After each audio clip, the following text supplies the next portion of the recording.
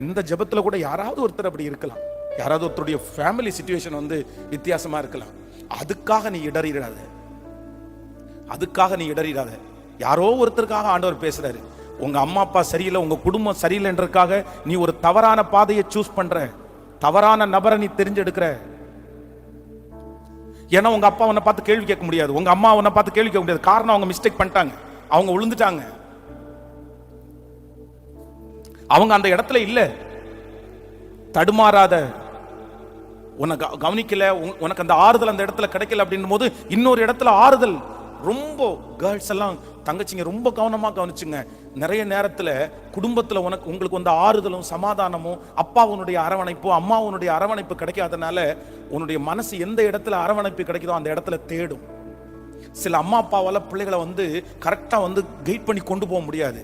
உன் மேல இருக்கிற பாசத்துல உன் மேல கோபத்தையே அவங்க கொட்டும் போது உனக்கு ரொம்ப கஷ்டமா இருக்கும். அவங்க கோபப்படுறது மட்டும்தான் உனக்கு தெரியுமே தவிர உள்ளா இருக்கிற அன்பு உனக்கு தெரியாது. இப்ப யாராவது ஒருத்தர் உனக்கு ரொம்ப அழகா அன்பு செலுத்துறது மாதிரி வந்தா உன் மனசு அப்படியே சாஞ்சிரும்.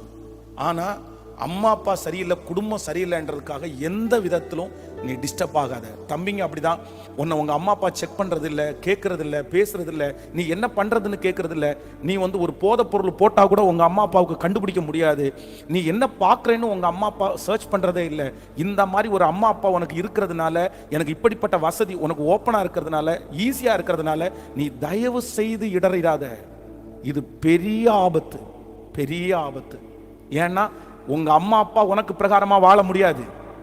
உன்னுடைய லைஃபை நீ மட்டும்தான் வாழ்ந்தாகணும், நீ மட்டும்தான் வாழ்ந்தாகணும். ஈஸியா இருக்குன்றதுக்காக நீ நீ அதான் எனக்கு எல்லாமே ஈஸியா கிடைக்குதுன்றதுக்காக நீயே ஒரு வழியை சூஸ் பண்ணி நீ போய் தப்பு பண்றதுக்கு போயிடாத.